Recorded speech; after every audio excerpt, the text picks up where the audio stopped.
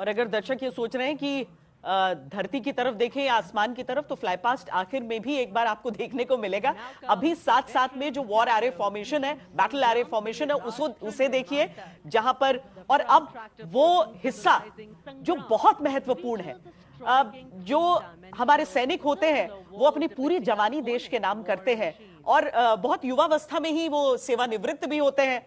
अभी हमारे साथ जो हमारे 3 सैनिक हैं यहाँ पर, 3 योद्धा हमारे वेटरन्स, लेकिन कहने के लिए अभी भी मुझे लगता है सर्विस बहुत बाकी रहती है सर। देखिए, राष्ट्र निर्माण केवल वर्दी में नहीं, वर्दी के बाद भी लगातार वो झांकी जो आप कर्तव्य पथ पर देख रहे हैं, उसी की एक झांकी आप आज तक के स्टूडियो में भी देख रहे हैं।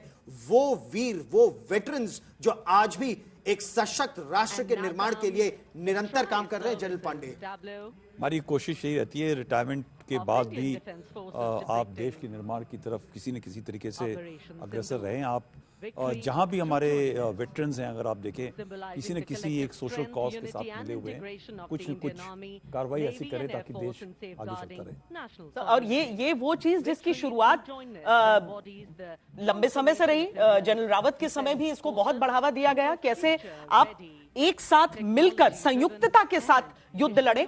ऑपरेशन सिंदूर पे जमीन पे दुनिया ने देखा, देश ने देखा, और आज यहां पर झांकी के 4-5 साल से एक वेटरन्स डे। और सर ये भी मुरीद के जलता हुआ मुरीद के, ये देखिए, मुरीद के भी जल रहा है, पाकिस्तान के एयरबेसेस भी जल रहे हैं। ये आप देख रहे हैं अपने कर्तव्य पथ पर। पाकिस्तान माने न माने, दुनिया मान चुकी है। 11 एयरबेसेस, 9 आतंक के गढ़, 6 रेडार स्टेशन। इतनी करारी हार पाकिस्तान की नहीं हुई है आतंक के खिलाफ युद्ध में जो भारत ने मात दिया पाकिस्तान को ऑपरेशन सिंदूर। गौरव, मुझे लगता है कि पाकिस्तान तो बिल्कुल मानता है कि उसकी हार हुई है। उसके कई नेता बोल चुके हैं, उनका प्रेसिडेंट खुद ही बोल चुका है कि उनको आदेश मिला कि आप बंकर के अंदर घुस जाएं और बाकी लोग घुस के हम नहीं गए। तो ये सारे प्रूफ तो उनके लोगों ने खुद ही दे दिए हैं। सबको ज्ञात है, पता है अच्छी तरह कि किस तरह, लेकिन बड़े अच्छे तरीके से इसको रिप्रेजेंट किया गया है कर्तव्य पथ पर। और अब कोस्ट गार्ड्स को हम देख रहे हैं, हमारे तट रक्षकों को हम देख रहे हैं, क्योंकि भारतीय नौसेना की जिम्मेदारी एक होती है और एक होती है हमारे तट रक्षकों की जिम्मेदारी, जो हमारी समुद्री सीमाओं को सुरक्षित रखते हैं। उनके मार्चिंग दस्ते को आप इस समय देख रहे हैं, उनके बैंड को देख रहे हैं।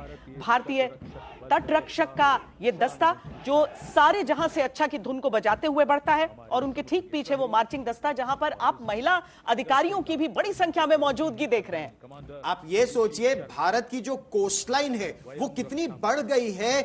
11,098 किलोमीटर की जो हमारी समुद्री सीमा है, उसकी रक्षा की जिम्मेदारी भारतीय तट रक्षक की है। वो पुरुष, वो महिलाएं जो कंधे से कंधा मिलाकर यहां लड़ रही हैं, लेकिन इसके पीछे जो हथियार प्रणाली आती है ना, उससे दुश्मन डर जाता है। और वो दुश्मन केवल भारत के पश्चिमी क्षेत्र पे नहीं, भारत के उत्तर में भी ये जो एंटी शिप मिसाइल है, हाइपरसोनिक एंटी शिप मिसाइल, आवाज की गति से 10 गुना ज्यादा तेज उड़ने में सक्षम, और इसका कोई तोड़ नहीं है एडमिरल गर्ग दुनिया के पास। बिल्कुल सही गौरव, ये हाइपरसोनिक मिसाइल, इसका कोई तोड़ नहीं है, इसका कोई काउंटर नहीं है दुनिया में, और बहुत ही शक्तिशाली, बहुत ही घातक मिसाइल।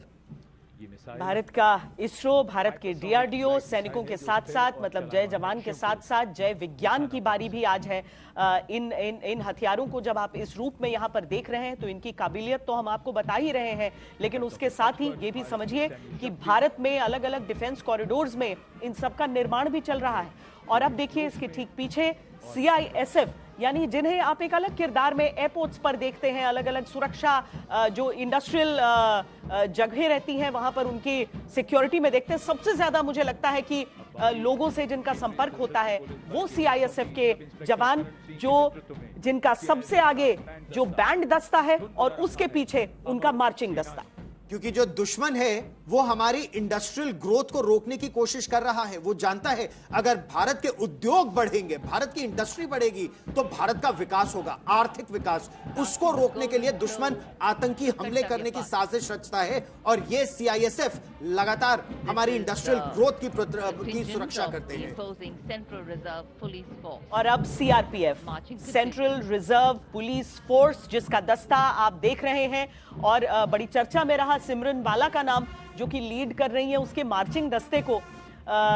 CRPF एक ऐसी टुकड़ी है जो कहने के लिए एक रिजर्व फोर्स है, लेकिन आप उनका डिप्लॉयमेंट हर जगह देखेंगे, जहां पर भी चाहे चुनाव हो रहे हो, सही तरीके से चुनाव वहां पर संपन्न हो जाए। बिहार में हमने देखा जहां पर आजादी के बाद से जिन गांवों में कभी चुनाव नहीं हुआ था, वहां पर सीआरपीएफ की निगरानी में, उनकी देखरेख में आजादी के बाद पहली बार पोलिंग बूथ लगे थे।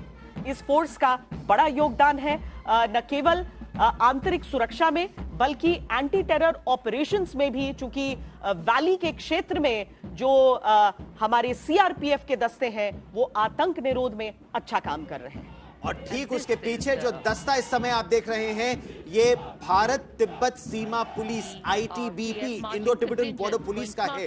लगभग 3500 किलोमीटर का इलाका है जो आईटीबीपी की निगरानी में है भारत तिब्बत सीमा पर। और उस सीमा की निगरानी, सुरक्षा, क्योंकि वहां पर एक विस्तारवादी चीन लगातार अपने पैर पसारने की कोशिश करता है, तो उन ऊंचाइयों तक 17,000 18,000 फीट की ऊंचाइयों पर तैनाती, वहां पर रिकॉनेसेंस। और ये विहंगम दृश्य इस समय आप देख रहे हैं इंडिया गेट के पीछे से आईटीबीपी के मार्चिंग कंटिंजेंट का।